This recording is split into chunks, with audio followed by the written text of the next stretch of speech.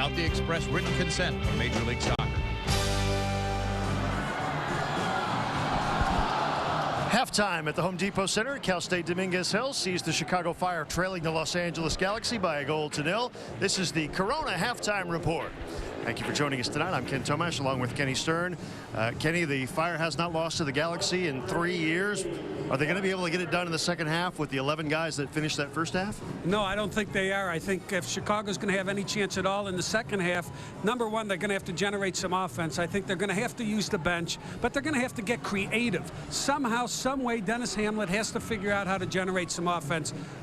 If that meant putting Jeff Curtin out in the middle of the offensive attack, Curtin a defender, and letting all 22 players out there figure out what the heck's going on, then that's what it would take. But the Fire is going to have to get creative and figure out how to generate some offense and quit worrying about who's not with this club at this point in time. Well, we didn't see much offense in the first half, but we did see some exciting plays. Let's take a look at our first half highlights, Kenny.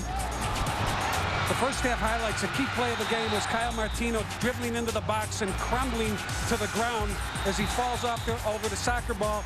Brian Hall, the referee, points to the spot. I think Mr. Hall will be a little bit embarrassed himself when he sees that replay. Donovan finished it off past John Bush. John Bush was tremendous in the first half. If not for his stellar goalkeeping, the Galaxy would be up 2 or 3-0. But Bush getting the opportunity, he's been fiery in the back, and he's made the key stops, and that's one player you can't blame the halftime deficit on. Especially when you look at these stats. 0 shots in the first half for the Chicago Fire, continuing a recent stretch in which they have struggled to put the ball anywhere near the framework. That's just 7 fouls in the first half, many of those courtesy of Kyle Martino.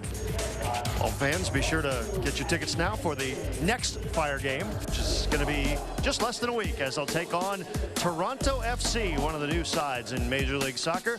A real rivalry is brewing between the Fire and Toronto, courtesy of the last meeting between these two teams up in Canada. In fact, the Fire was Toronto's first victim ever, as Toronto got their first victory in franchise history against the Chicago Fire earlier this season. So be sure to call 888-MLS Fire to get tickets for that. We'll be back to see if the Fire can make an uphill climb. They're down a goal against LA. We're coming back. Stay with us.